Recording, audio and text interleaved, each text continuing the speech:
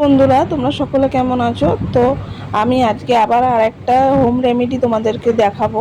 সেটা হচ্ছে, তোমাদের মুখে যদি আমার মতো এরকম পিম্পলস বেরোয়, তাহলে ঘরোয়া পদ্ধতিতে কিভাবে সেটাকে কমাবে এবং পিম্পলসের মার্কসটাও তোমাদের চলে যাবে পুরোপুরি।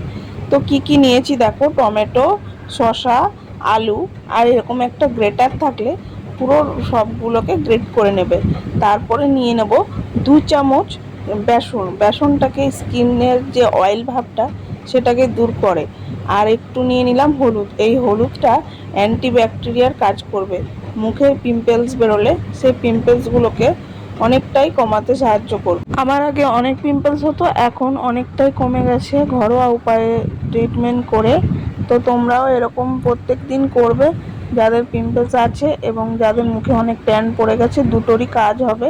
15 মিনিট রাখার পর আমি স্কিনটা ধুয়ে নিয়েছি, দেখতেই পাচ্ছ কতটা গ্লো করছে। দেখা হচ্ছে নেক্সট ভিডিওতে। টাটা।